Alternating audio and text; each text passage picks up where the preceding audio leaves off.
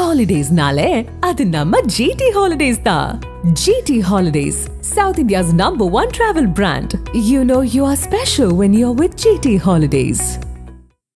அடமானத்தில் இருக்கும் தங்க நகையை மீட்கும் சிறந்த வழி பிரைம் கோல்ட் ஹப். தொடர்புக்கு 9840551787. தங்கத்தை மட்டுமல்ல தன்னம்பிக்கையையும் மீட்டு தருகிறோம். ஜிஆர்எஸ் அப்படிப்பட்ட தீர்ப்பு தான் கொடுப்பாரா? அந்த மாதிரி செலக்டடா சில மதம் சார்ந்து சாதி சார்ந்து தீர்ப்பு கொடுப்பாருன்ற ஒரு குற்றச்சாட்டுக்கு ஆளாக்கப்பட்டிருக்காரு. எப்படி பார்க்குறீங்க? நீதியரசர் அறிமுகம் என்ன சொல்றாருன்னா, நாங்கள் பிஜேபி எதிர்ப்பாளர், பிஜேபி யார் எதிர்க்காங்களோ திமுகவுக்கு நாங்கள் வந்து சப்போர்ட் பண்ணுறோன்ட்டு இது ஓப்பனாகவே அவர் வந்து இவரை பற்றி பேசுகிற அந்த வீடியோவில் பேசுகிறாங்க. பிராமண சமூகத்தை சார்ந்தவர்கள் யாரானும் இருந்தால் அவங்களுக்கான வழக்குகளுக்கு அவர் வந்து விரைவா அவரே ஆஜராகிறாரு, அவரே அந்த லிஸ்ட்ல கொண்டு வந்துட்டு வேகமா அதுக்கான சிட்டிங்கா உட்காந்துடுறாரு அப்படின்ற ஒரு பார்வையெல்லாம் சொல்றாங்க. சார் இது தவறான இது. ஏன்னா வந்து எப்படி வந்து கவர்மெண்ட்ல செக்ரட்டரியேட்ல வந்து மினிஸ்டர் போர்ட்போலியோ இருக்கோ, அது மாதிரி வந்து ஹைகோர்ட்லேயே வந்து போர்ட்போலியோ வந்து சீஃப் ஜஸ்டிஸ் தான் டிசைட் பண்றாரு. இப்போ வந்து எல்லாரும் எந்த கேஸையும் வேணா எடுத்துட முடியாது. ஓ இல்ல, ஜட்ஜி முடிவு பண்ண முடியாதா? எந்த ஜட்ஜும் அவங்களாம் முடிவு பண்ண முடியாது. வாஞ்சிநாதன் வந்து இதுல பலிக்கடை ஆகப்பட்டார் தான் நான் சொல்றேன். யாரால பலிக்கடை? அது யார் அவரு? சார் வாஞ்சிநாதன் அவர் மேல ஒரு சந்தேக பார்வையை வச்சு இந்த புகார் கொடுத்தாருன்னு சொல்றீங்களா, இல்ல தூண்டுதலால கொடுத்தாருன்றீங்களா? பின்னணியில் இருக்கிறது வேற ஒரு குறிப்பிட்ட பிரிவை சேர்ந்தவர்கள் வந்து அவரை ஏற்கிறாங்க வாஞ்சிநாதன். ஜிஆர் சாமியை பத்தி பழி வாங்குறது யாரையும் கிடையாது சார். அவர் எதிர்த்தா கூட கூப்பிட்டு எதிர்க்க பார்த்தீங்கன்னாக்கா உங்களுக்கு கூட வந்து இப்போ பேசி தட்டி கொடுத்துட்டு போறவர் தான் அவருடைய டைப்பு. ஓகே, அவர் வந்து அட்வொகேட்டாக இருக்கும்போதும் சரி, ஜட்ஜாக இருக்கும்போது சரி, யாருமே அவர் வந்து எதிரிங்க, அதாவது இப்போ வாஞ்சிநாதனை நாளைக்கு எதிர்க்க பார்த்தாருன்னா கூட பக்கத்தில் வந்து உட்காந்தாலும் வாங்க வாஞ்சிநாதன் குறன்னு தான் சொல்லுவார் தவிர சார் இது வந்து வாஞ்சிநாதன் வாசி ஜிஆர் சாமிநாதனே கிடையாது. எனக்கு தெரிஞ்சு வழக்கறிஞராக இருக்கும்போது 2 மணிக்கு படுப்பார், திருப்பி 5 மணிக்கு ஆரம்பிச்சிடுவார் சார். அவர் இப்போ ஒரு சாதாரணமாக இப்போவும் அப்படி தான், ஒரு சாதாரண ஒரு பையன் படிப்பார், எல்லா கேஸும் அவரே பண்டில் எடுத்து போட்டுப்பார். ஒரு நாளைக்கு குறைஞ்சது 20 கேஸாக அது அப்பியர் ஆவார் சார். அது மாதிரி அவர் வந்து 2 மணிக்கு படுத்துட்டு 5 மணிக்கு எழுந்து வேலையை பார்க்க ஆரம்பிச்சிடுவார். இப்போ என்ன குறிவைக்கப்படுகிறாருன்னு நினைக்கிறீங்களா சார்? அதாவது பிராமண சமுதாயத்தை தாக்குறதுன்றங்க தீகா, இந்த திராவிட பெரியார் கழகம், இவங்களாம் வந்து ஆரம்பத்துலேருந்து இந்த ஊர் நாங்கள் இன்னைக்குன்னே தெரியல. வீரமணிக்கு 90 வயசாத சார், அவ்வளோ பெரிய ட்ரஸ்ட்டில் அவ்வளோ கோடி பணம் இருக்க, இது வரைக்கும் அவர் எந்த நலத்திட்டங்களுக்கு வந்து அவர் பண்ணியிருக்காரு, இல்லை எந்த இதுக்கு அவர் எத்தனை மாணவர்களை ஐஏஎஸ் படிக்க வச்சுருக்காரு, இல்லை எத்தனை மாணவர் எந்த சொசைட்டிக்கு அவர் நல்லது பண்ணியிருக்காரு. திமுக பிடிக்காதா என்ன அவருக்கு?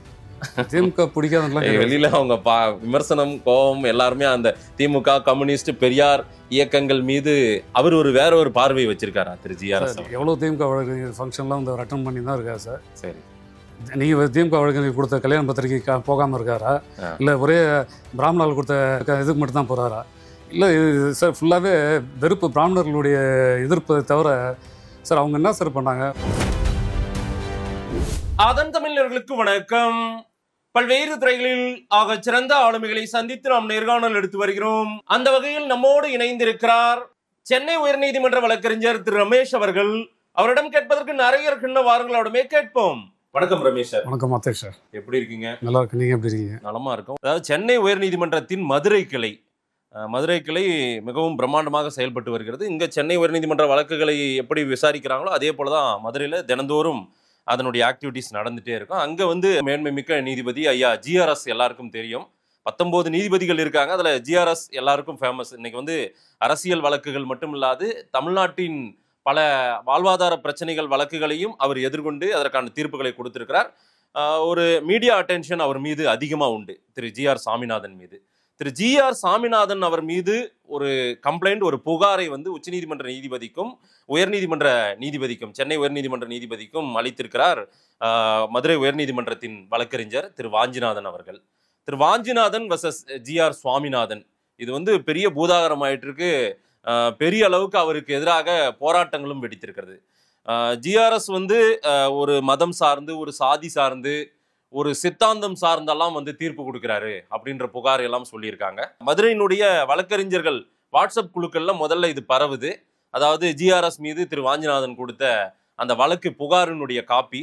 அதற்கு பிறகாக இது செய்தியாகுது. அதற்கு பிறகு போராட்டமா வெடிக்குது.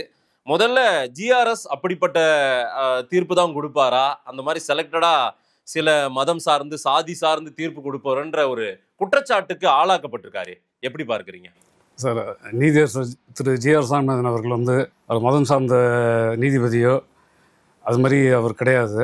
இது மெயின் பிரச்சனையே வந்து வைஸ் சான்சலருடைய அப்பாயின்மெண்ட் விதத்தில் தான் வந்து இதனுடைய எல்லாமே பின்னோக்கி போய் கொண்டு இருக்கிறது. இல்லை, அது தனி வழக்கு இல்லை சார். அதாவது வைஸ் சான்சலரை நியமிக்கிற அதிகாரம் ஆளுநருக்கா முதல்வருக்கா?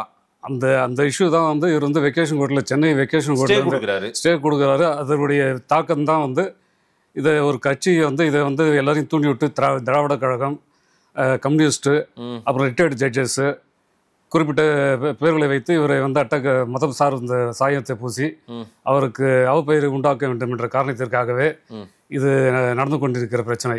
சாதாரணமாக ஒரு அட்வொகேட் வந்து ஒரு ஜட்ஜுக்கும் ஒரு கோர்ட்டில் டெய்லியுமே இது மாதிரி இஷ்யூஸ் வரும். இப்போது நீங்களே ஒரு ஜட்ஜாக இருந்தீங்கன்னாக்கா உங்களுக்கு எனக்குமே ஒரு கோர்ட்டில் ஒரு ஆர்குமெண்ட் வந்துடும். நீங்கள் அந்த டைமில் வந்து ஏதாவது ஒரு இஷ்யூ இது பண்ணுவீங்க.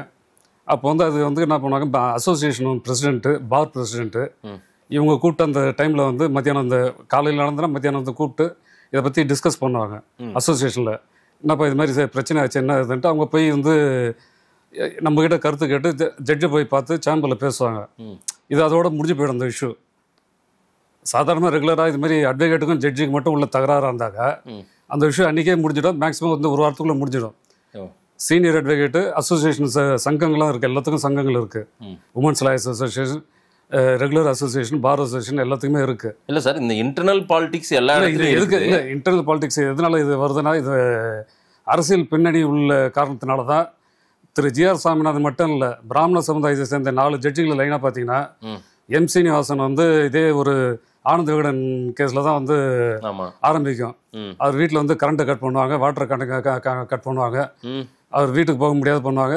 அதோட வந்து சென்னை ஹைகோர்ட்லேயே முதல் தடவையாக ஒரு நீதிபதிக்கு களங்கத்தை ஒரு பெண்களை கொண்டு ஆர்ப்பாட்டம் பண்ணி அசிங்கப்படுத்தியது அப்போ இருந்த அரசியல்வாதிகள். எம். சீனிவாசன். சரி, அதுக்கடுத்து பார்த்தீங்கன்னா ஜஸ்டிஸ் வி. ராம் சுப்ரமணியம், அவரும் வந்து அதே சமுதாயத்தை சேர்ந்தவர். அதாவது தமிழில் வந்து நல்லா தேர்ச்சி பெற்றவர். நிறையா ஜிஆர்எஸ் மாதிரி அவரும் வந்து நிறையா கூட்டங்களை வந்து எல்லா ஃபங்க்ஷன்லையும் சொற்பொழிவாக எல்லாத்தையும் கலந்துப்பார்.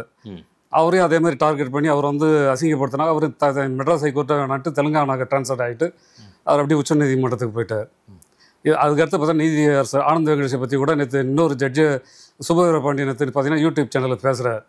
அவர் எல்லாத்துக்கும் வழக்கு எடுக்கிறவர் வந்து தாமா முன் வந்து வழக்கு எடுக்கிறவர் இதுக்கு வந்து ஒரு வழக்கு எடுக்கக்கூடாதான்னு கேட்குறார். அப்போ உள்நோக்கம் பார்த்தீங்கன்னா பிராமண சமுதாயத்தில் உள்ள ஜட்ஜுங்களை வந்து தீகா வந்து வீரமணிக்கு வந்து வீரமணி ஆகட்டும் சுபவீர பாண்டியன் அந்த அந்த அது யார் யார் இதில் பேசுகிறாங்க பார்த்தீங்கன்னாக்கா அவங்க ஜி.ஆர். சாமிநாதன் மட்டும் இல்லை, இந்து எதிர்ப்பாளர்கள். அவர் வந்து பார்ப்பனர்களை திட்டியே புகழை தேடி சென்றவர்கள். சார், இது பார்ப்பனர் அல்லாதவர்ன்றது அது அரசியல் சார். இவர் மேல வைக்கிற அலிகேஷன் வாஞ்சிநாதன் அட்வொகேட், அவர் ஒரு போராட்ட குணம் உடையவர், நல்லா தெரியும். பல போராட்ட களத்தில் நிற்கக்கூடியவர். அதே போல சமூக பிரச்சனைகளை வழக்குகளாக கொண்டு வந்து அவரே வந்து இலவசமாக வாதிடக்கூடிய ஒரு வழக்கறிஞர். அவரு சில விஷயத்தை எடுத்து ஹைலைட் பண்றாரு. பாருங்க, இந்த 14 வழக்கும் ஒரு குறிப்பிட்ட ஒரு சமூகம் சார்ந்தவருடைய ஒரு சம்பந்தப்பட்ட வழக்கு. அது எல்லாத்துக்கும் இவரே விசாரிக்கிறாரு, தீர்ப்பு கொடுக்குறாரு. அது தவறான கருத்து சார். அதாவது காஸ்ட் லிஸ்ட்ன்றது மெட்ராஸ் ஹைகோர்ட் ஆகட்டும், சுப்ரீம் கோர்ட், ஆல் இண்டியா எல்லா ஹைகோர்ட்டுக்கும் வந்து காஸ்ட் லிஸ்ட் வந்து முன்னெல்லாம் வந்து நியூஸ் பேப்பர் மாதிரி காலையில் வீட்டுக்கு வரும், எல்லா அட்வொகேட் வீட்டுக்கும். அது பணம் கட்டினாக்கா நியூஸ் பேப்பர் மாதிரி வரும். அதில் பார்த்தீங்கன்னா வந்து ஃபஸ்ட்டு சீஃப் கோர்ட்டில் வந்து எல்லா கோர்ட்டுக்கு சீரியல் வைஸாக சீனியாரிட்டி வைஸாக ஜட்ஜஸ்க்கு வந்து லிஸ்ட்டில் காஸ்ட் லிஸ்ட்டில் கேஸ் வரும் சார். அந்த பட்டியல் இடுவாங்க அந்த கேஸில். அதில் பார்த்தீங்கன்னா வந்து எப்போதுமே வந்து காலைல 10:30, 10:45 இல்லை 10:30க்கு வருவாங்க. அது மாறி வரும் அந்த இதை பொறுத்து. அதே மாதிரி பார்த்தீங்கன்னா 2:15 ரெகுலராக 2:15 வந்து அர்ஜென்சி கேஸு, முக்கியமான கேஸ் வந்து போடுவாங்க. அதே மாதிரி நீங்கள் வந்து பார்த்தீங்கன்னா இந்த மதுரையில் பொறுத்த வரைக்கும் இங்கே இருக்கிற சீனியர் ரிலேட்டிவ் அவர் வந்து ஸ்ரீசரணை மென்ஷன் பண்ணுறார். அவர் பிராமண மூத்த வழக்கறிஞர். அவர் வந்து 14 கேஸில் வந்து இவர் வந்து இந்த குறிப்பிட்ட மாதத்துலேருந்து அவரே வந்து அப்பீர் ஆகிருக்காருன்ட்டு. அந்த கேஸில் வந்து பார்த்தீங்கன்னா தனியாக, அதாவது நான் ஒரு கம்ப்ளைண்ட் கொடுக்குறேன்னாக்கா ஸ்ரீசரண் அப்பீரான கேஸ் மட்டும் ஸ்பெசிஃபிக்காக 4 மணிக்கு என்றைக்கும் இல்லாமல் அவர் வரும்போது மட்டும் 4 மணிக்கோ 4:30க்கோ அதுமாதிரி கேஸ் லிஸ்ட்டில் போட்டிங்கனாக்கா நீங்கள் சொல்லலாம் ஜட்ஜி வந்து தப்பு பண்ணிட்டார், அவருக்கு மட்டும் முக்கியத்துவம் கொடுக்குறாங்க. என்றைக்குமே பார்த்தீங்கன்னா அந்த கேஸில் வந்து எல்லாமே 2:15 மேட்ரு 3 o'clock, 3:30, 3:45, 4:30 அப்படி அது மாதிரி லிஸ்ட்டில் பப்ளிஷ் ஆகி வருது. அதில் வந்து ஸ்ரீசரண் அப்பீர் கேஸும் அதில் ஒரே ஒரு கேஸ் தானே தவிர ஒரே நாளில் மொத்த 14 கேஸும் வந்து இல்லை. எந்த கேஸுமே வந்து சென்சேஷனல் கேஸ் கிடையாது. அந்த கேஸ் அவர் கொடுத்தது எல்லாமே சரி எல்லாமே சாதாரண மேட்ரு தான். ஒரு கேஸ் உங்ககிட்ட கொடுக்குறானாக்கா, ஒரு வழக்கறிஞர் இங்கேருந்து மெட்ராஸ்லேருந்து மதுரை வரும்போது அவங்க வந்து 4-5 கேஸை சேர்த்து நடத்துவாங்க. சரி எல்லா கோர்ட்டுக்கும் வந்து. ஏன்னா வந்து செலவு வந்து இப்போ ஒரே கிளைண்ட் வந்து மொத்தமாக ஃபீஸ் கொடுக்க முடியாது, ஃப்ளைட் சார்ஜ் எல்லாமே கொடுக்க முடியாது. நம்ம 4-5 கேஸ் இது பண்ணும்போது எல்லோரும் பிரிச்சுப்பாங்க, அதை டிவைட் பண்ணிப்பாங்க. சரி அது ஸ்ரீசரண் மட்டும் இல்லை, இங்கேருந்து ரெகுலராக வந்து மதுரைக்கு போகிறவங்களாம் வந்து 1 நாள் 2 நாள் வந்து மதுரை ஹைகோர்ட்டில் வந்து அங்கே போய் கேஸ் நடத்துவாங்க. இது 2004 ஹைகோர்ட் என்னைக்கு ஓப்பன் பண்ணாங்களோ அன்னிலேருந்து இது நடைமுறை இருக்குது. ஏன்னா அந்த சீனியர் அட்வொகேட் போகும்போது ஈவினிங்கில் வந்து மெட்ராஸுக்கு அடுத்த நாள் கோர்ட்டுக்கு வரதுனால ஃப்ளைட்டுக்கு வந்து ஈவினிங் டைமில் வந்து ஃப்ளைட்டு கன்வீனியன்ஸுக்காக வந்து அவங்களுக்கு கொஞ்சம் இம்பார்ட்டன்ஸ் கொடுப்பாங்க. எப்படின்னா இந்த 4 மணிக்கு முடிச்சுட்டு போயிட்டாங்கன்னா அவங்க ஏர்போர்ட் போகிறதுக்கு சௌகரியமாக இருக்கிறது. இவருக்கு மட்டும் இல்லை, இது வந்து 2004 இன்ன வரைக்கும் எல்லா சீனியர் கவுன்சிலுமே பார்த்தீங்கன்னா ஒரு நாள் அங்கே போவாங்க, மெட்ராஸில் இருக்கிற எல்லா சீனியர் கவுன்சிலுமே. அதில் இன்னொரு பார்வையும் சொல்கிறாங்க சார். நான் வந்து இந்த தரப்பு என்ன ஒரு பார்வையாக ஒரு மேலே புகாராக சொல்கிறாங்களோ அதை நான் கேள்வியாக வச்சாதான் இது தெளிவு. ஏன்னா ஒரு ஜுடிஷியல் சிஸ்டம், நமக்கு நாட்டின் உச்சபட்ச ஜனநாயகம் அவங்க தான். ஏன்னா கடைசியா நாம அவங்கள மட்டும் தான் நம்புறோம். அவங்க மேலேயே இப்ப புகார் வந்திருக்குன்னு போது நம்மளுமே ரொம்ப கவனமா இதை விவாதிக்க வேண்டிய தேவையும் குற்றச்சாட்டை நான் கேள்வியா வைக்கிறேன். செலக்டடா பிராமண சமூகத்தை சார்ந்தவர்கள் யாரானும் இருந்தால் அவங்களுக்கான வழக்குகளுக்கு அவர் வந்து விரைவா அவரே ஆஜராகிறாரு, அவரே அந்த லிஸ்ட்ல கொண்டு வந்துட்டு வேகமா அதுக்கான சிட்டிங்கா உட்காந்துடுறாரு அப்படின்ற ஒரு பார்வையெல்லாம் சொல்றாங்க. சார் இது தவறான இது. ஏன்னா வந்து எப்படி வந்து கவர்மெண்ட்ல செக்ரட்டரியேட்ல வந்து மினிஸ்டர் போர்ட்போலியோ இருக்கோ, அது மாதிரி வந்து ஹைகோர்ட்லேயும் வந்து போர்ட்போலியோ வந்து சீஃப் ஜஸ்டிஸ் தான் டிசைட் பண்ணுறாரு. இப்போ வந்து எல்லாரும் எந்த கேஸையும் வேணால் எடுத்துட முடியாது. இல்லை ஜட்ஜி முடிவு பண்ண முடியாதா? எந்த ஜட்ஜும் அவங்களாம் முடிவு பண்ண முடியாது. தலைமை நீதிபதி இது சிட்டிங் லிஸ்ட் வந்து நீங்கள் வேணால் வந்து சிட்டிங் லிஸ்ட் வந்து உங்களை நெட்டில் போட்டு பாருங்கள். சாட்டர்டே சிட்டிங் லிஸ்ட் வந்து எல்லாருக்கும் வெப்சைட்டில் ஃப்ரைடே ஈவினிங்கே போட்டுருவாங்க. இல்லை அந்த கேஸ் எல்லாம் ஏன் லிஸ்ட்டுக்கு வர்ற மாதிரி பண்ணுங்கன்னு கூட அதெல்லாம் பண்ணவே முடியாது சார். இன்னொன்று என்ன தெரியல, இந்த கேஸை வந்து உங்ககிட்ட நான் எடுத்து போனேன்னா ஆக்டை மாற்றணுன்னாக்கா கம்ப்யூட்டர் வந்து ஜென்ரேட் பண்ணும். அந்த கோட் நம்பர் வந்து தப்பாச்சுன்னா அந்த ஆக்டை வந்து அந்த இது உங்களுக்கு நம்பரே ஆகாது. இப்போ உதாரணத்துக்கு வந்து போலீஸ் இல்லை சார், ஒரு உதாரணத்துக்கு சொல்லிடுறேன் சார். இப்போ போலீஸ் மேலே போடுற கேஸ் எல்லாம் ஜென்ரல் மிஸ்லியன்ஸ் ஆக்டில் வச்சிருக்காங்க ஹைகோர்ட்டில் போர்ட்போலியோவில். அதுக்குன்னு ஒரு ஜட்ஜு வந்து இப்போ மெட்ராஸில் பார்த்தீங்கன்னா நீதி ஜட்ஜ் ஆனந்த் வெங்கடேஷ் பார்க்குறாரு. அது மதுரையில் வேற ஒருத்தர் பார்க்குறாங்க. இந்த போர்ட்போலியோன்றது அந்த ஜட்ஜு கிட்ட தான் இந்த கேஸ் போகுமே தவிர இப்போ இவர் பார்க்குற போர்ட்போலியோவில் இருக்கிற கேஸு நான் வந்து லிஸ்ட்டில் போடனாலும் போட முடியாது. ஏன்னா அது வந்து கேப்ஷனில் வந்து, ஏன்னா எல்லா கேஸுக்கும் கேப்ஷன் கொடுப்பாங்க. எந்த போர்ட்போலியோ உங்களுக்கு கொடுக்குறாங்களோ அதை மட்டும் தான் நீங்கள் பார்க்க முடியும். ஓகே, நீங்கள் வந்து நீங்கள் இன்ஃப்ளூயன்ஸ் பண்ண முடியாதா? எதுவுமே பண்ண முடியாது சார். அதுக்குன்னு ரிஜிஸ்டர், அதாவது செலக்டடா எனக்கு இந்த 4 வழக்கெல்லாம் நான் தான் உட்காரணும். இல்லை அதுக்கு உங்களுக்கு பதில் சொல்லணும் சார். ஒரு லிஸ்ட்டு போட்டோம்னாக்கா அதுக்குன்னு வந்து ஒரு எஸ்ஓ சூப்பரண்ட் கேடரில் ஒரு போஸ்டிங் கிளர்க் இருப்பாங்க. அவங்களுக்கு மேலே சப் அசிஸ்டன்ட் ரிஜிஸ்டர்னு ஒரு ஆஃபீஸர் செக் பண்ணுவார். அதுக்கு மேலே அசிஸ்டன்ட் ரிஜிஸ்டர், அது மேலே deputy register, joint register, additional register இவ்வளோ பேர் வாட்ச் பண்ணுவாங்க. அதை அது மேலே கம்ப்யூட்டர் இந்த லிஸ்ட்டு ஜென்ரேட் ஆகுது. லிஸ்ட்டு டைப் பண்ணோன்னே அங்கே இருக்கிற கம்ப்யூட்டரில் ஜென்ரேட் ஆகும்போது இந்த ஆக்ட் உங்களுக்கு இல்லைனாக்கா அது உங்கள் லிஸ்ட்டில் வராது, ஆட்டோமேட்டிக்காக கட் ஆகிடும். ஓகே, இதை வந்து யார் லிஸ்ட்டில் இருக்கிற கேஸ் வந்து இப்போ நான் சிவில் பார்க்குறேன்னு வச்சுக்கோங்க சார், நீங்கள் கிரிமினல் கேஸை ரிட்டு எடுத்து என்கிட்ட போடணும்னா போட முடியாது. அப்படிலாம் வந்து இப்போ 4 கேஸ் வந்துன்னு வச்சிங்களேன் சார். பாரை பொறுத்த வரைக்கும், அட்வொகேட் பாரை பொறுத்த வரைக்குமே வேடிக்கை பார்க்கறதுக்குன்ட்டு ஒரு கோர்ட்டில் என்ன நடக்குது, யார் வராங்க போகிறாங்கன்ட்டு பார்க்கறதுக்கு அங்கே ஒரு 10 பேர் வேடிக்கை பார்ப்பாங்க. இது மாதிரி ஒரு விஷயம் நடந்தாலே அப்போவே வந்து இது வந்து உடனே புகாராக மாறிடும். இது மாதிரி எந்த கேஸையும் வந்து ஒரு ஜட்ஜி முடிவு பண்ணி இன்னொரு எல்லா கேஸையும் என்கிட்ட போடும், இல்லை இந்த குறிப்பிட்ட பேர் எனக்கு வேண்டியவங்க அந்த கேஸ், அதெல்லாம் வந்து வழிமுறையே கிடையாது சார். இதில் மாரிதாஸ் கேஸை பற்றி எல்லாம் கூட சொல்கிறாங்க போல். கஸ்தூரி அவங்களுக்கு வந்து அந்த தீர்ப்பை பற்றி எல்லாம் சொல்கிறாங்க. அந்த கஸ்தூரி கேஸை பற்றி அவங்க மனைவி ஒரு இடத்துல பேசின இந்த வீடியோக்கள்லாம் கூட சர்ச்சையாக பாருங்க. அதுக்கு நான் காரணம் சொல்லிடுறேன் சார். இது திரு ஜஸ்டிஸ் ஜி.ஆர். சாமிநாதனுக்கு வந்து அவர் மனைவி பேர் காமாட்சி. அவருடைய வெற்றிக்கு முழு காரணமே அந்த மாதிரி தான். அவங்களுக்கு முதல் ஆண் பையன் வந்து சந்திரசேகர் வந்து ஸ்பெஷல் சில்ட்ரன், 2வது டாக்டர் வந்து அட்வொகேட் படிக்க இப்போ தான் படிச்சுன்னு இருக்காங்க. ஏன்னா அவங்க உள்ளே வரல, இல்லைன்னா அவங்களையும் சேர்த்து அட்டாக் பண்ணுவாங்க, அவங்க வரல. மதராக இருந்து ஒரு ஸ்பெஷல் சில்ட்ரன் படுற அவஸ்தை என்னன்னு அந்த இவங்களுக்கு தெரியும். இவர் மட்டும் இல்லை, இன்னும் சில ஜட்ஜுங்களுக்கும் அது மாதிரி இருந்திருக்கு. அவங்களும் என்ன கஷ்டப்பட்டாங்கன்னு கூட அந்த ஜட்ஜுங்களுக்கு தெரியும், அவங்க ஃபேமிலி எப்படி கஷ்டப்படுறாங்க. ஒரு வீட்டில் ஒரு ஸ்பெஷல் சில்ட்ரன் தான் அவங்களுடைய மனநிலைகள் எப்படி இருக்கும். இதெல்லாம் மீறி ஒரு ஜட்ஜி வந்து தன் குடும்பத்தில் இவ்வளோத்தையும் பார்த்துட்டு வந்து அவர் உட்காந்து இவ்வளோ தலைவர் நடத்துகிறாருனாக்கா அவரை பற்றி இல்லை, நேற்று ஹரிபரந்தாமன் கூட பேசினார், அவரை பற்றி அட்டாக் பண்ணி பேசினார். ஆனால் அவரை பற்றி அவர் சொன்ன விஷயம், அவருக்கு எல்லாம் விஷயம் தெரிந்த நீதிபதி, நல்ல கற்றறிந்தவர். அதாவது டிஸ்போசல் அதிகமாக பண்ணுறவர். அவர் மேலே யாரும் ஒருத்தர் வந்து ஒரு குறை கூட சொல்ல முடியாது. இது மாதிரி அவங்களே சொல்கிறாங்க. இது வந்து அவர் இன்னொன்று சொல்கிறார், ஹரிபரந்தாமன் நீதியரசர் ஹரிபரந்தாமன் என்ன சொல்கிறாருன்னா, நாங்கள் பிஜேபி எதிர்ப்பாளர், பிஜேபி யார் எதிர்க்காங்களோ திமுகவுக்கு நாங்கள் வந்து சப்போர்ட் பண்ணுறோன்ட்டு இது ஓப்பனாகவே அவர் வந்து இவரை பற்றி பேசிட்டு அந்த வீடியோவில் பேசுகிறாங்க. அப்போ இது மாதிரி ரிட்டையர்ட் ஜட்ஜுடைய கருத்தெல்லாம் நீங்கள் எப்படி எடுத்துப்பீங்க? பிஜேபி எதிர்ப்பை கொண்டு போகிறதுக்கு ஜிஆர் சாமி பலிகடை வாக்குறாங்க. சரி, சுப்ரீம் கோர்ட் வந்து வழிமுறையில் ஒத்துருக்காங்க எல்லா கவர்மெண்ட்டுக்கும் எல்லா கோர்ட்டுக்குமே.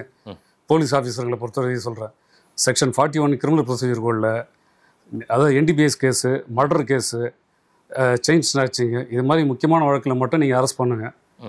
மீதி கேஸில் வந்து நீங்கள் வந்து இப்போ யூடியூப்பில் நீங்கள் சேனலில் நீங்கள் இருக்கீங்க, நாளைக்கு உங்களை கூட எனக்கு பிடிக்கலனாக்கா உங்கள் மேலே 10 கேஸ் போட்டு உங்கள் வீட்டுக்கு ரைடு வரலாம், உங்கள் வீட்டில் கேமரா தூக்கலாம். இது மாதிரிலாம் பண்ணக்கூட தான் 41A வந்து சம்மன் கொடுன்றாங்க. 2 வாரம் கொடுங்க முதல்ல, 2வது அதுக்கு அடுத்து சம்மன் கொடுங்க, 3வது கொடுங்க. அப்படி வரலன்னா நீங்கள் வந்து அவங்க வீட்டுக்கு போய் கூப்பிடுங்கன்றாங்க. சரி, இந்த நடைமுறை எதுக்கு இந்த யூடியூப் சேனல் இந்த 4 வருஷத்தில் பார்த்தீங்கன்னாக்கா எல்லாருமே நைட்டில் போய் ஃப்ளிக்ஸு அவர்னா தேசிய குற்றமாக பண்ணார், ஓடியா போயிட போகிறாரு. சார், இப்போ நீங்கள் சேனல் நடத்துறீங்க சார், நீங்கள் எங்கே ஓடி போயிட முடியுமா? உங்கள் ஃபேமிலிலாம் இங்கே தானே இருக்காங்க, நீங்கள் என்ன பாகிஸ்தானா இல்லை வந்து இஸ்ரேலேருந்து வந்துட்டீங்களா? சார், இதெல்லாம் வந்து பிடிக்கலன்றதுக்காக நடிகை கஸ்தூரிக்காக சொல்ல, ஒரு குழந்தையாக அவங்க வந்து திரு மாதிரி சாமிநாதன் அவங்க மிஸ்ஸஸ் சொன்னது வந்து என்னன்னாக்கா, ஸ்பெஷல் சில்ட்ரனுடைய கஷ்டங்கள் வந்து தாய்க்கு போடுற வேதனைக்கு புரிஞ்சுதான் நடிகை கஸ்தூரிக்கு வந்து இது மாதிரி நான் இந்த இது பண்ணுறதுல அதுலமா அவங்க மிஸ்ஸஸ் காமாட்சி ஜிஆர் சாமிநாதன் அவர்கள் வந்து டிசேபிள் சில்ட்ரனுக்கு வந்து நிறைய உதவிகளை பண்ணுறாங்க. அவங்க இந்த 14 கேசஸ் எடுத்து ஹைலைட் பண்ணுறதுல இதை கஸ்தூரி வழக்கை ஏன் சொல்கிறாங்கன்னா, இதை பாருங்கள், இதனால் இது வந்து கொஞ்சம் தீர்ப்பு வந்து உடனடியாக அவங்களுக்கு சாதகமாக வழங்கப்பட்டிருக்கு அப்படின்ற மாதிரி அவர் கொண்டு வரார். சார், இந்த கேஸில் சார் டிஃபமேஷன் கேஸு சார் பிடிக்கலன்னா டிஃபமேஷன் கேஸ்லாம் முன்னெல்லாம் வந்து பிடிக்கலன்னா சிவில் கேஸ் ஃபைல் பண்ண நோட்டீஸ் கொடுப்பாங்க. சரி, லீகல் நோட்டீஸ் வந்து எனக்கு வந்து டிஃபமேஷன் ஆகிடுச்சு, எனக்கு 10 லட்ச ரூபா கொடுங்க, 1 கோடி கொடுங்க, 10 கோடி மான நஷ்டம் கேட்டு நோட்டீஸ் அனுப்புவாங்க.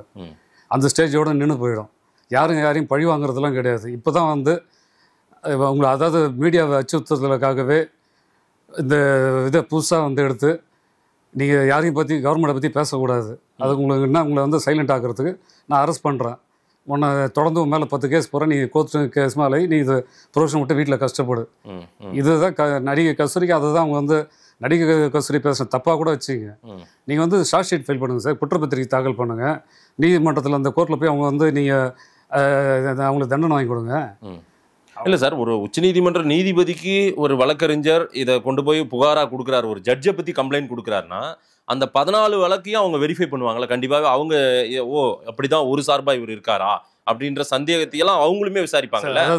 அதை தெரியாமலா வாஞ்சிநாதன் இந்த வழக்கை புகாரை கொடுத்துருப்பாரு. இந்த புகார் வந்து தலைமை நீதிபதி இன்னொன்று வந்து இது சுப்ரீம் கோர்ட்ல இருந்து வெளியில் வரதுக்கு வாய்ப்பே கிடையாது சார். சுப்ரீம் கோர்ட் ப்ரோட்டோகால் இல்லைனாக்கா அங்கே வந்து ஆஃபீஸே வந்து சீஃப் ஜஸ்டிஸ்க்கு வர த்ரூ அவுட் இந்தியாவிலேருந்து ஒரு லெட்டர் எல்லாமே, அந்த லெட்டர்லாம் வந்து அதுக்குன்னு தனி ஒரு ஆஃபீஸு, அதுக்குள்ளே யாருமே வெளியால் யாரும் போக முடியாது. உள்ளுக்குள்ளே இருக்கலாம் பார்த்தீங்கன்னா நார்த் இந்தியன்ஸ் தான். அவங்க வந்து தமிழ்நாட்டில் இது மாதிரி வாஞ்சிநாதன் கொடுத்தாரு, இதனால் உடனே இங்கே இருக்கிறவங்களுக்கு எடுத்து கொடுக்குறதுக்குலாம் அங்கே யாரும் கிடையாது. யாருக்கு இந்த புகார் கடிதம் இந்த புகார் கொடுத்தது தெரிஞ்சிருக்கும் சார். ஒன்று உச்சநீதிமன்ற நீதிபதி ஆஃபீஸ்க்கு போயிருக்கோம், ஒன்று அப்புறம் உயர்நீதிமன்ற நீதிபதி ஆஃபீஸ், ஆமாம் தலைமை நீதிபதிக்கு போயிருக்கோம். திரு ஜிஆர்எஸ்க்கு தெரிஞ்சிருக்குமா இப்படி ஒரு புகார் கொடுத்தது? அவருக்கு இந்த வாட்ஸ்அப் குரூப்ல வந்த பிறகு தான் அவருக்கே தெரியும் சார். ஓ, அப்பதான் தெரியும். 22/7 வந்து இது நடக்குது, 24/7 தானே அவருக்கு. யார் மூலமா இந்த ஸ்ப்ரெட் ஆகுது இந்த இது வந்து யார் அதை ரெடி பண்ணாங்களோ அந்த சர்க்கிள் யார் இருக்கோ அதில் இந்த கூட்டத்தில் கலந்துனா அவங்க தான் அதை. வாஞ்சிநாதனே இப்போ வந்து இது பண்ணியிருக்காரு, சைபர் கிரைம் கம்ப்ளைண்ட் கொடுத்துருக்காரு. அவருமே வந்து இதை வந்து சைபர் கிரைம் வந்து யாருக்கு கண்ட்ரோல் ஆகுதுன்னு உங்களுக்கு தெரியும், யார் அரசுன்னு உங்களுக்கு தெரியும். நான் என்ன சொல்கிறேன் சார், சைபர் கிரைமில் வந்து இதை கொடுத்தாரில்ல வாஞ்சிநாதன், இப்போ வந்து திரு ஜிஆர் சாமிநாதன் நீதியார் சார் அவரை அட்டாக் பண்ணுறவங்கலாம் இது பின்னணியில் யார் யார் இருக்கிறாங்க, எந்தெந்த அமைப்பு இருக்குது. அதாவது இதில் வந்து பார்த்தீங்கன்னா பிஜேபி வந்து ஜட்ஜே சொல்கிற, நேற்று ரிட்டையர்ட் ஜட்ஜே சொல்கிற பிஜேபி வந்து எங்களுக்கு பிடிக்காத, அதனால வந்து இவரை நாங்கள் எதிர்க்கிறோன்ட்டு. அதனால் இந்த சதி பின்னாடி யார் இருக்காங்கன்றதுல மத்திய சென்ட்ரல் கவர்மெண்ட்டே வந்து இதுக்கு வந்து ஒரு ஸ்பெஷல் ஃபோர்ஸை போட்டு மொத்தத்தையும் கண்டுபிடிக்கும். வாஞ்சிநாதன் சொல்கிறது கரெக்டா? ரைட்டு சார், அதுதான் இப்போ உச்சநீதிமன்ற நீதிபதிக்கு புகார் கொடுத்துட்டா அவங்க தான் விசாரிக்கப்படுறாங்க. ஆனால் இவர் ஜிஆர்எஸ் அவர்கள் வந்து தானே இதை எடுத்து விசாரிக்கிறேன்னு வந்துட்டாரு, அதை நம்ம இது பண்ணணும் தடுக்கணும் அப்படின்ட்டு தான் நாங்கள்லாம் போராட இறங்கணும் அப்படின்னு சொல்கிறாங்களே அவங்க. சார், அவர் அன்றைக்கே கோர்ட்டில் வந்து நீங்கள் அந்த வீடியோ பார்த்தீங்கன்னா கேட்பார், இவர் பேசின வீடியோவையும் வந்து டெலிகாஸ்ட் பண்ணுறாங்க யூடியூப் சேனலில் பேசினதை. அவர் என்ன கேட்குறா, இதை பற்றி நீங்கள் ஏன்னா அவர் வந்து அதை க்ளோஸ் பண்ணுறதுக்கு தான் அவர் அதை அன்றைக்கி கேட்டது அவரை. சரி, நீங்கள் வந்து இதை வந்து நீங்கள் தான் பேசுகிறேன்னு சொல்கிறீங்களா இல்லை மறுக்கிறீங்களான்ட்டு. இவர் வந்து எழுத்துப்பூர்வமாக கேளுங்கன்றார். ஏற்கனவே முதல் தடவை வந்து 24ஆம் தேதி எழுத்துப்பூர்வமாக வந்து கேள்வி கேட்டு பதில் கொடுத்துட்டார்.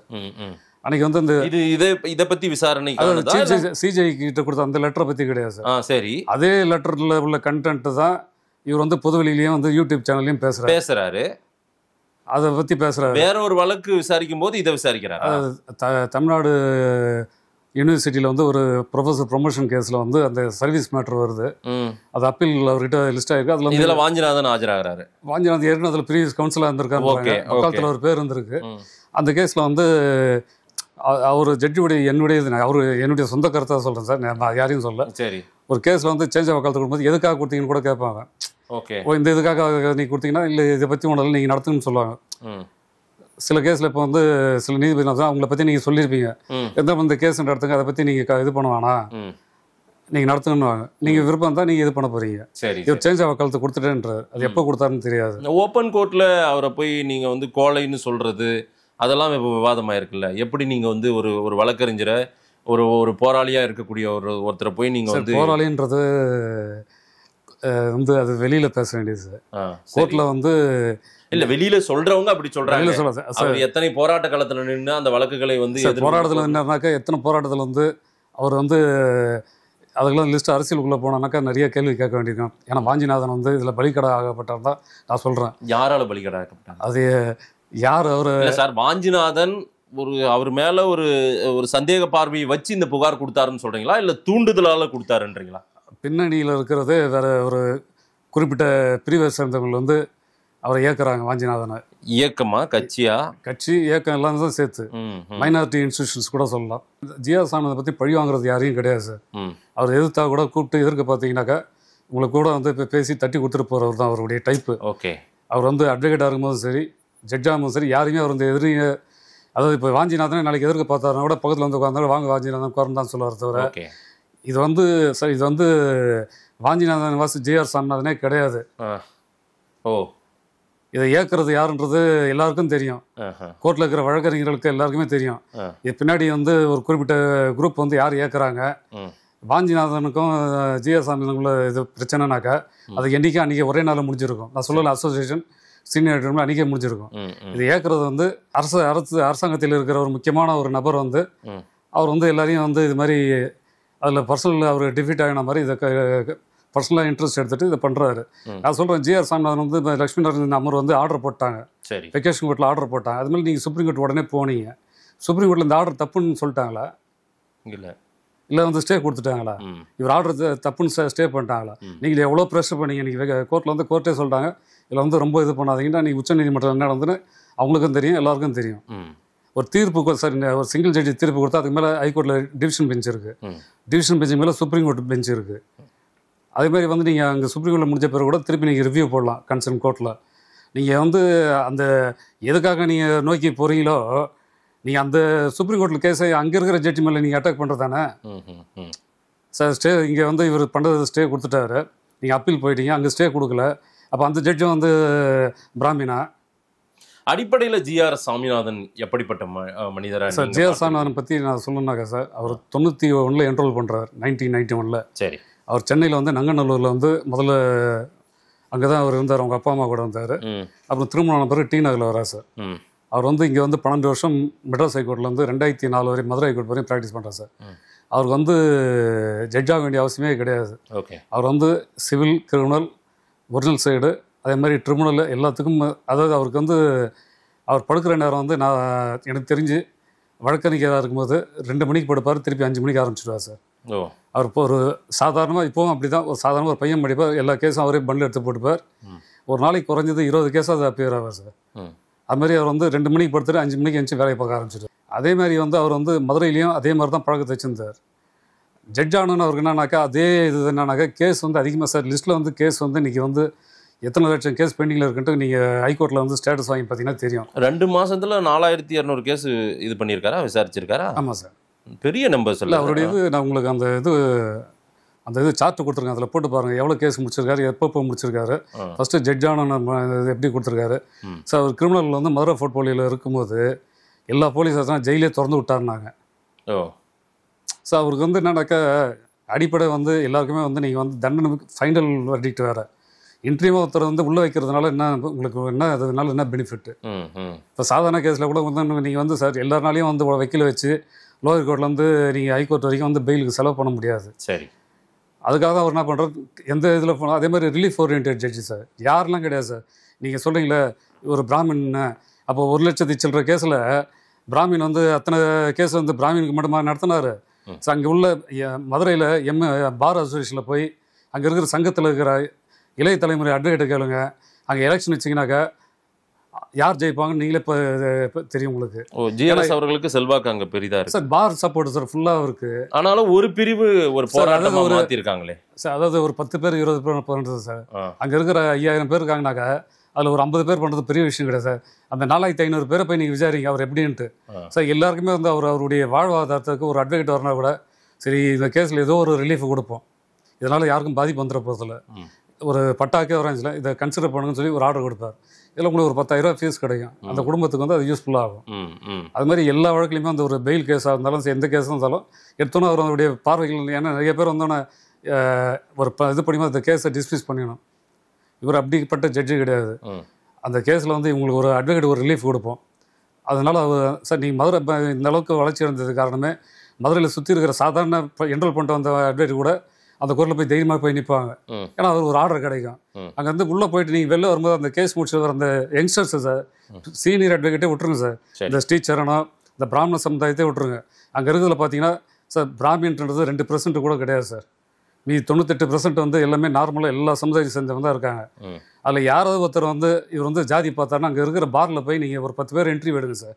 அங்கே இருக்கிறவங்க சொல்லிட்டேன் சார், நாங்கள் சொல்கிற அத்தனைத்தையும் வந்து நீங்கள் சொல்கிறதெல்லாம் கரெக்டுன்னு ஆஞ்சிநாதன் தான் நல்லவர், அது சொல்கிறது கரெக்டாக நாங்கள் ஒத்துக்கிறோம் சார். அதுமாதிரி ஒரு ஜட்ஜை பற்றி நீங்கள் விசாரிச்சிங்கனாக்கா அங்கே போனாலே அவரா இன்னார வச்சுன்னா ஆர்டர் கிடைக்குன்னு சொல்கிறவங்களும் இருக்காங்க. நான் யாரையும் தப்பாக சொல்லலை எந்த ஜட்ஜ் அது மாதிரி உண்டு. ஆனால் திரு ஜிஆர் சாமிநாதன் அவர்கள் வந்து யாருன்னா இல்லை அவர்கிட்ட அவர் உட்காந்தாலே சார் ஒன்றில் வெக்கேஷன் கோர்ட்டில் வந்து அவருக்கு எவ்வளோ கேஸ் ஃபைல் வச்சுருந்தா 4 வெக்கேஷன் கோர்ட்டுக்கு வந்தாங்க சார் கோர்ட்டில். அவர் வந்து டிவிஷன் பெஞ்சுக்கு உட்காராரு, சிங்கிளில் உட்காராரு, சிவிலில் உட்காராரு.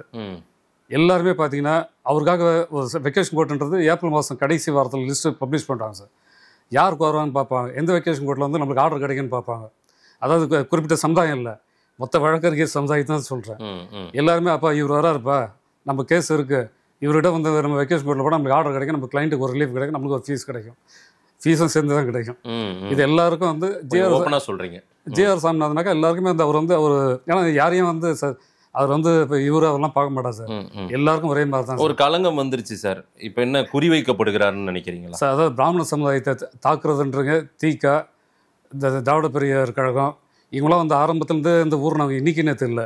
வீரமணிக்கு 90 வயசாத சார், அவ்வளோ பெரிய ட்ரஸ்ட்டில் அவ்வளோ கோடி பணம் இருக்க, இது வரைக்கும் அவர் எந்த நலத்திட்டங்களுக்கு வந்து அவர் பண்ணியிருக்காரு, இல்லை எந்த இதுக்கு அவர் எத்தனை மாணவர்களை ஐஏஎஸ் படிக்க வச்சுருக்காரு, இல்லை எத்தனை மாணவர் எந்த சொசைட்டிக்கு அவர் நல்லது பண்ணியிருக்காரு, பிராமண எதிர்ப்பை தவிர்த்து வர என்ன பண்ணியிருக்காரு, ஒரு இது நல்லது பண்ணியிருக்காருன்னு சொல்லுங்கள் சார். அதுமாதிரி சுபவீர பாண்டியன் வந்து நான் அமெரிக்காவில் போனேன், அங்கே வந்து டாக்டரை பார்க்குறதுக்கு சுகர் மாத்திரை மறந்துட்டேன், 20 நாளில் வந்து டாக்டரை பார்த்து அப்பாயின்மெண்ட் ஆகும். அது மாதிரி முடி வெட்டுறவங்களுக்கு வந்து 4 நாள் அப்பாயின்மெண்ட் கழிச்சு தான் பார்க்க முடியுது, அந்த ஸ்லாட்டில் போனால் கிடைக்கல. அந்த முடி வெட்டுற லேடி யாருன்னு பார்த்தா டாக்டருடைய பொண்ணு. அங்கே ஜாதி பாகுபாடு கிடையாதுன்றதில் நீங்கள் ஜாதி பாகுபாடுகள்லாம் எதுக்கு பிராமண ஜாதி ஒதுக்குறீங்க சார்? பிராமணர்கள் வந்து நீங்கள் வந்து அக்ரஹாரன்றது தமிழ்நாட்டில் எங்கேயுமே அக்ரஹாரன்றதே போயிடுச்சு. ஆனால் பேருக்கு இருக்குது. சேலத்தில் பார்த்தீங்கன்னா நான் சேலத்தில் இருந்ததுனால சொல்கிறேன், சேலம் இன்னும் பார்த்தீங்கன்னா ஃபஸ்ட் அக்ரஹாரம் செகண்ட் அக்ரஹாரங்கிறது. ஃபஸ்ட் அக்ரஹாரம் செகண்ட் அக்ரஹாரம் ஃபுல்லாக கமர்ஷியல் காம்ப்ளெக்ஸ் தான், எல்லாம் கடைங்க தான்.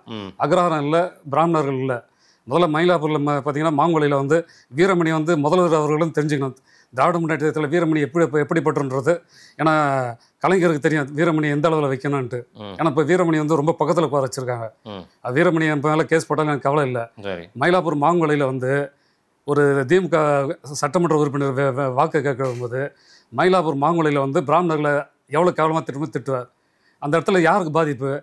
பிராமணர்களுக்கு பாதிப்பு கிடையாது, திமுக தான் பாதிப்பு. ஜிஆர்எஸ் அவர்கள் எவ்வளவு ஒரு நேர்மையான ஜட்ஜ், அவருடைய பயணம் எப்படி, எல்லாத்தையும் நீங்க சொல்லிட்டு இருக்கீங்க. இருந்தாலும் அவர் மீதான ஒரு பார்வைன்றதை நான் ஆரம்பத்திலே சொன்னேன், ஒரு தமிழ் சமூகத்துக்கு அதுவும் மீடியா அட்டென்ஷன் இருக்கிற ஒரு ஜட்ஜா இருக்கக்கூடிய ஒரு ஜிஆர்எஸ் நான் பேட்டி தொடங்கும் போதே சொன்னேன். அவர் மீது இருக்கிற பார்வை, அவர் பேசுறது புராணம் இதிகாசம், அதே போல இந்துத்துவ மேடைகளில் பேசுறது, ஆர்எஸ்எஸ் பிஜேபி மேடைகள் எல்லாம் அவர் ரொம்ப ஏறி பேசுறது, நெருக்கமாக இருக்கிறது, இதெல்லாம் தான் அவர் மீதான ஒரு பார்வை நீண்ட காலமாகவே இருந்துகிட்டே இருக்கு. அதற்கான இடத்த அவரே கொடுக்குறாருல அந்த ஸ்பேஸை. இல்லை சார், அப்படி நீங்கள் அது உண்மை, அதை ஒரு இதை வச்சு நீங்கள் இது பண்ண முடியாது. ஏன்னா வந்து ஒரு உதாரணம் சொல்கிறேன், ஒரு முஸ்லீம் வந்து ஒரு கேஸ் வந்து போடுறாங்க. முதல் மனைவி வந்து அந்த இந்து, ரெண்டாவது வந்து அந்த இவர் கல்யாணம் முதல் மனைவி விட்டுட்டு ரெண்டாவது வந்து முஸ்லீம் பொண்ணை கல்யாணம் பண்ணிக்கிறாரு. முஸ்லீமாக மதம் மாறிடுறாரு. அவர் இறந்துடுறாரு. அவர் இறந்தவனை வந்து 2 பேருமே கோர்ட்டில் கேஸ் போடுறாங்க, பாடி என்கிட்ட கொடுன்னு நல்லடக்கம் பண்ணான்ட்டு. அப்போ வந்து இவர்கிட்ட கேஸ் வருது. இவர் வந்து ஆர்டர் எப்படி போடுறாங்கன்னா, முதல்ல இந்துத்துவ முறைப்படி நீங்கள் சடங்கை பண்ணிங்க, ரெண்டாவது முஸ்லீம் மதம் படி அவங்க பண்ணிவிட்டு அவங்க அடக்கம் பண்ணிக்கிட்டோம். அப்போ வந்து அவர் சொல்லணுனாக்கா அவர்கிட்ட வந்த கேஸில் இல்லை முஸ்லீமுக்கு வந்து ரெண்டாவது மனைவிக்கு ரைட்டு கிடையாது, ஃபஸ்ட்டு மனைவி தான் ரைட்டு, இந்து முறைப்படி தான் பண்ண நீங்கள் கிளைம் பண்ண முடியாதுன்னு சொல்லலாம். எல்லாத்துலேயும் அதாவது சட்டம் மட்டும் எல்லாத்துலேயும் சட்டத்தை மட்டும் கரெக்டாக பார்த்து ஃபாலோ பண்ண முடியாது சார். அது சொல்லிடுறேன் சார். அதேமாதிரி பெருமாள் முருகன் வந்து ஈரோட்டில் வந்து பெரிய ரைட்டரை வந்து மதவர் பாகன்ட்டு ஒரு புக் எழுதினார். அது கொங்கு சமூக பெண்களை பற்றி அதில் ஒரு அட்டாக் பண்ணி அதில் வரும். அதுக்காக வந்து அவரை வந்து டிஆர்ஓ ஆஃபீஸில் வச்சு மிரட்டி அவரை வந்து ஃபோர்ஸ் பண்ணி கழுத்துவாங்க. அந்த கேஸில் வந்து இவர் தான் வந்து அவருக்காக வாதாடி ஒரு ரைட்டருக்கு வந்து எப்படி பண்ணணுமோ அதை கேஸ் நடத்தி அவருக்கு போலீஸ் பாதுகாப்பு வேணும்னு சொல்லி அவருக்கு ஏற்பாடு பண்ணி கொடுத்தவர். அதே மாதிரி நீங்கள் சொல்கிறது வந்து நீங்கள் நானும் அந்த யூடியூப் சேனலில் பார்த்தேன். லாஸ்ட் வீக் வந்து டிநகரில் வந்து இந்த ஒரு அவர் வழக்கறிஞராக இருக்கும்போது ஒரு கேஸை பற்றி சொல்லுவார். அவர் வந்து நல்ல வேதத்தை இது பண்ண ஒரு 18 வருஷமாக எனக்கு தெரியும். வக்கீலாக இருக்கும்போது அவரை தினசரி பார்த்துருக்குறேன். அவர் வழக்கு வந்து அவர் அவங்க சிஸ்டர் வந்து அமெரிக்காவிலேருந்து வருவாங்க. அவங்க கார் ஆக்சிடென்ட் வந்து டீ கடையில் ஆம்பூர்லேயும் அங்கேயும் வந்து வரும்போது ஆக்ஷன் பண்ணுறாங்க. அங்கே இருந்த கேஸில் வந்து அவர் பிராமணர்ன்றதுனால இந்த வேதம்னால அவருக்கு 18 மாதம் 6 மாதம் கொடுக்குறது வந்து 18 மாதம் தண்டனை கொடுத்துட்டாங்க. அதுக்கு மேலே நான் ஹைகோர்ட்டுக்கு போனேன். ஹைகோர்ட்டில் வந்து எனக்கு தெரிந்த நீதிபதி இருந்தார். அதை வந்து சாட்சியங்களை பார்க்கும்போது இந்த சாட்சியம் வந்து இவர் தான் ஐ விட்னஸ் இல்லை, அதனால இந்த கேஸை வந்து அக்யூட்டில் வாங்கி கொடுத்தேன். ஆமாம், இதை வந்து என்ன சொல்கிறாங்க, இதில் வந்து அவர் வழக்கறிஞராக இருக்கும்போது சார், இப்போ யாராக இருந்தாலும் வழக்கறிஞர் இருக்கும்போது ஒரு விருதாச்சலம் ரெட்டியாரை பற்றி கேள்விப்பட்டீங்களா, மர்டர் பண்ணிட்டு வந்து வெட்டிட்டு வந்தால் கூட அதை வெளியில் சொல்லக்கூடாதுன்ட்டு இருக்குது. ஒரு வழக்கறிஞர் வந்து அவருடைய கிளைண்ட்டை காப்பாற்ற வேண்டியது ஒரு வழக்கறிஞர் கடமை. அது நடந்தது வந்து வழக்கறிஞர் காலத்தில் இப்படி இருந்தார், ஜட்ஜாக இருக்கும்போது இப்படி இல்லைன்னு. ஆமாம், அதை சொல்கிறீங்க. அது ஏன்னா வழக்கறிஞர் இருக்கும்போது சார், அது வழக்கறிஞர் நடந்தது. அவர் சொல்கிறார், நான் வழக்கறிஞர் வந்து நான் பார்த்த கேஸுன்னு. சரி, அதுக்கு அவர் வந்து சொல்கிற இன்னொரு இதில் வந்து அவர் சொல்கிறார், நான் சனாதனத்தை வந்து நான் வந்து ஃபாலோ பண்ணுறேன். அதை அவர் வந்து இந்த யூடியூப் சேனல் சொல்கிறார். அதில் என்ன சொல்கிறாருன்னா, பாஷான்ற டிரைவர் வந்து நான் சாப்பிட்டு அவர் வந்து மணி 1:30 ஆச்சுப்பா, நீ போய் சாப்பிட்டான்னு சொல்லி 100 ரூபா கொடுத்து அனுப்புகிறேன். அப்போ டிரைவர் என்ன சொல்கிறார், இன்றைக்கி வெள்ளிக்கிழமை சார், எனக்கு எங்கே மாஸ்க் எங்கே இருக்குன்னு தெரியாது, வெளியூர், எனக்கு 1 மணி நேரம் டைம் போதே நான் தொழுகை நடத்திட்டு வந்துடுறேன்னு சொல்லி கேட்குறாரு. அப்புறம் சார் இப்போ நீ போயிட்டு வான்றாரு. அதை எதுக்காக சொல்லலாம், பாஷா கிட்ட வந்து நான் நல்லதை கற்றுக்கினேன்.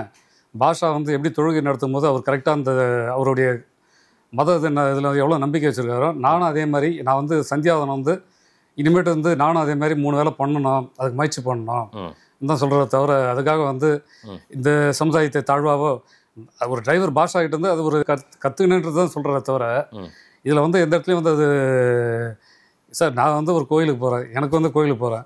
அதே மாதிரி பார்த்தீங்கன்னா ஜட்ஜஸ் வந்து நான் யாரையும் தவறாக சொல்லலை. இப்போ ஹைகோர்ட்டில் மெட்ராஸில் பார்த்தீங்கன்னா 2 முஸ்லீம் ஜட்ஜ் இருக்காங்க. அவங்க 12:30 மணிக்கு வந்து தொழுகை போயிட்டு வருவாங்க. எப்போதுமே வெள்ளிக்கிழமையில் வந்து தொழுகை போயிட்டு வந்து திருப்பி 2:30க்கு வருவாங்க, கேஸ் நடத்துவாங்க. அது வந்து அவங்களுடைய இது, அவங்க வந்து அவங்க இதுக்கு போகிறாங்க. அதுமாதிரி இவருக்கு கோயிலுக்கு போயிட்டு வர்றார், ஒரு நிகழ்ச்சி கூப்பிட்றாரு, அந்த நிகழ்ச்சியில் வந்து இந்த கருத்தை சொல்கிறார். இது அரசியல் கேள்வி தான். நான் நிறைய அரசியல் பேட்டி எடுக்கிறதுனால இந்த கேள்வியை நான் வைக்கிறேன். திமுக பிடிக்காதா என்ன அவருக்கு? திமுக பிடிக்காதுலாம் வெளியில அவங்க விமர்சனம், கோபம் எல்லாருமே அந்த திமுக, கம்யூனிஸ்ட், பெரியார் இயக்கங்கள் மீது அவர் வேற ஒரு பார்வை வச்சிருக்காரா திரு ஜிஆர்எஸ்? எவ்வளோ திமுக வழக்கறிஞர் ஃபங்க்ஷன்லாம் வந்து அவர் அட்டன் பண்ணி தான் இருக்காரு சார். சரி, நீங்கள் திமுக வழக்கறிஞர் கொடுத்த கல்யாண பத்திரிக்கை போகாமல் இருக்காரா, இல்லை ஒரே பிராமணால் கொடுத்த அந்த இதுக்கு மட்டும்தான் போகிறாரா? இல்லை சார், ஃபுல்லாகவே வெறுப்பு, பிராமணர்களுடைய எதிர்ப்பை தவிர சார் அவங்க என்ன சார் பண்ணாங்க? ஏன்னா ஏற்கனவே ஒரு பேட்டியில் உங்கள்கிட்ட சொல்லி இந்த பிராமணர்கள் சமுதாயம் வந்து எந்த அளவுக்கு பாதிக்கப்பட்டிருக்கான்ட்டு. இப்போ பார்த்தீங்கன்னா நிறைய கோயிலில் வந்து பூஜை பண்ணுறதுக்கு ஆள் கிடையாது. அதாவது பெரிய பெரிய நவ திருப்பதியில் உள்ள முக்கியமான நவ திருப்பதியும் 9 ஆழ்வார்களால் பிரசித்தி பெற்ற கோயில், அதில் கூட பார்த்தீங்கன்னா இன்றைக்கி ஆள் கிடையாது, பூஜை பண்ணுறதுக்கு ஆள் கிடையாது. இன்றைக்கி எல்லாருமே வந்து ஃபாரினில் போய் செட்டில் ஆகிட்டாங்க. இன்னும் இருக்க போகிறது பார்த்திங்கன்னா, இப்போ வழக்கறிஞர்லேயே வருது பார்த்தீங்கன்னாக்கா, இப்போ வந்து படிக்கிறதுல பார்த்திங்கன்னா லாவில் வந்து பார்த்திங்கன்னா 98 பேர் மற்ற சமுதாயத்தை சேர்ந்தவங்க இவங்க 2% குறைவாக தான் வராங்க. ஏன்னா அவங்க எல்லாமே அவங்க வெளிநாடுக்கு போக ஆரம்பிச்சிட்டாங்க, வேறு இதுக்கு போயிட்டாங்க. இன்னும் போனீங்கன்னா அதாவது இப்போது சில அரசியல் ஜாதி கணக்கு எடுப்புன்றாங்களே, அதை நடத்தி பார்த்தா பிராமண சமுதாயம் எந்த அளவில் இன்றைக்கி எவ்வளோ கம்மியாக இருக்காங்க.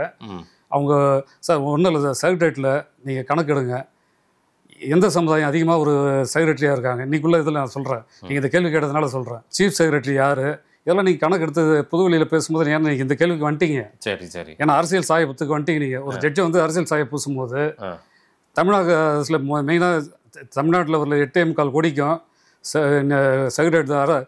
ஏன்னா கவர்மெண்ட் மந்திரிகள் இருந்தாலும் செக்ரட்டரி தான் மெயின். இந்த செக்ரட்டரியில் 38 பேரில் இந்த பின்னாடி இது யார் வீரமணி வந்து நாளைக்கு வந்து ஒரு அறிக்கை கூட சொல்லுங்க.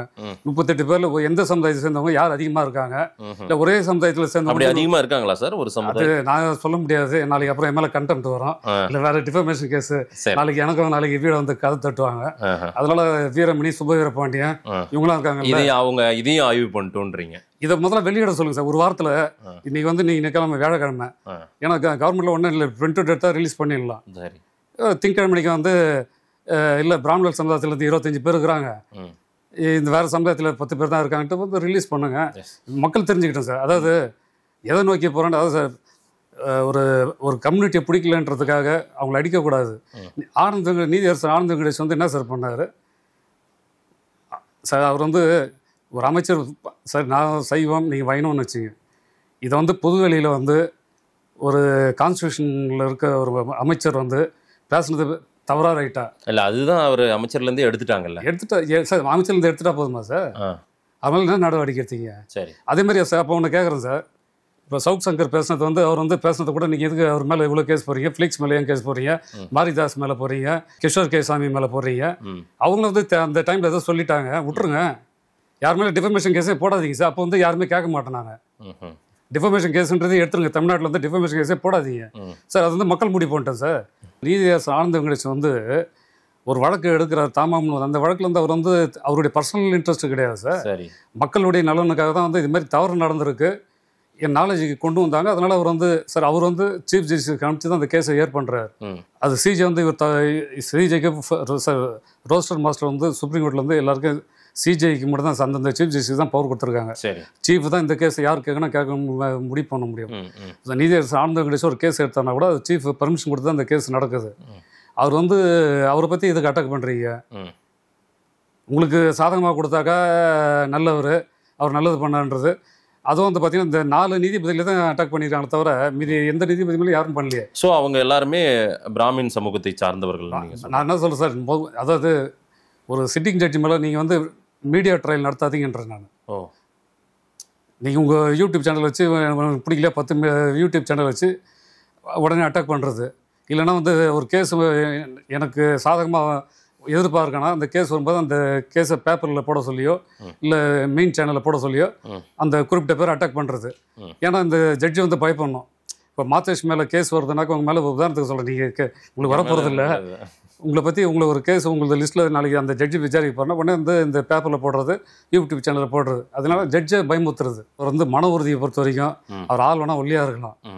அவர் சார் அவர் என்ன தான் பண்ணாலும் நீங்கள் அவர் கழுத்தில் கத்தி வச்சு வெட்டி போனா கூட அவர் தீர்ப்பையும் மாற்ற மாட்டார், அவர் பயமுறுத்தவும் முடியாது எந்த அச்சுறுத்தலுக்கும். அதாவது அவர் மாதிரி ஒருத்தர் வந்து தைரியசாலி, மன உறுதி படித்தார். அதாவது சட்ட கல்வியை வந்து அவ்வளோ தேர்ந்தெடுத்த வல்லுநர், சட்ட வல்லுநர்களா சார். அவர் வந்து மதுரையில் மட்டும் சார், நீங்கள் இன்னும் இந்த இதுக்கு மட்டும் பதில் சொல்லி சார், ஒரு நாளைக்கு 70 கேஸ் வரும் சார். அவர் 30 ஜூனியர் இருந்தாங்க.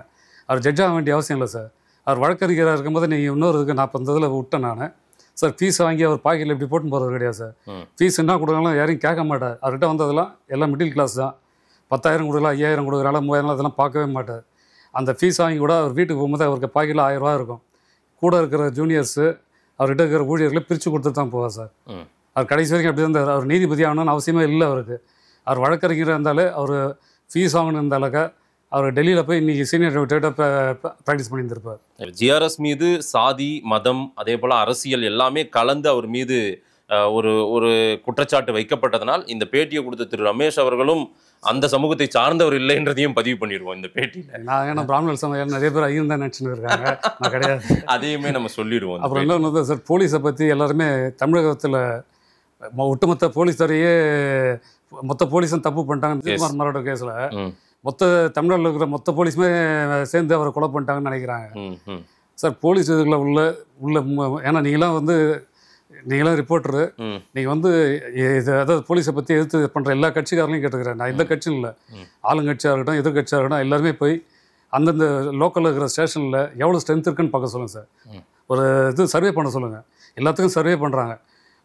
கிரைம் இன்ஸ்பெக்டருக்கு என்ன சலுகை இருக்குது, அவருக்கு எத்தனை பேர் சார் கிரைம் இன்ஸ்பெக்டருக்கு 3 பேருக்கு மேலே ஆள் கிடையாது சார். அவரை சேர்த்து ஒரு இன்ஸ்பெக்டர், ஒரு கான்ஸ்டபிள், ஒரு டிரைவர் கூட அவர் கிடையாது சார். அவரே தான் டிரைவர் வச்சுக்கணும். மேன் பவர் கிடையாது. மேன் பவர்னா சார் போலீஸ் தான் பண்ணி விட்டாங்க, அந்த பவரும் கிடையாது. லாண்ட் ஆர்டர் வந்து இன்றைக்கி பாப்புலேஷன் தமிழ்நாடு ஃபுல்லாக சார் 8.25 கோடி நம்மளுடைய பாப்புலேஷன். நார்த்லேருந்து வந்தவங்க வந்து ஒரு 3.5 கோடி. அப்போ 11.5 கோடி பேர் இங்கே இருக்கிறாங்க. நீங்கள் வந்து அதாவது நீங்கள் ஆளே வேலைக்கு எடுக்காமல் கான்ஸ்டபிளோ ஹெட் கான்ஸ்டபிளோ எஸ்ஐ கீழ் லெவலில் நீங்கள் ஆளே எடுக்காமல் இந்த ஸ்ட்ரென்த்தை வச்சு எவ்வளோ நாளைக்கு நீ அதுவும் இல்லாமல் நீங்கள் வந்து எல்லாமே சைபர் அட்டாக் ஆகிடுச்சு. நீங்கள் அந்தளவுக்கு இன்ஃப்ராஸ்ட்ரக்சர் கொடுக்கணும். போலீஸுக்கும் வந்து சார் போலீஸ் வந்து நீங்கள் ஒருத்தர் அக்யூஸ்டை போய் பிடிக்கிறீங்கனாக்கா உங்களுக்கு ஒரு முக்கியமான ஒரு அக்யூஸ்டை தேடி போகிறீங்கன்னா உங்களுக்கு வந்து ஒரு 5 பேர் கூட வரணும்.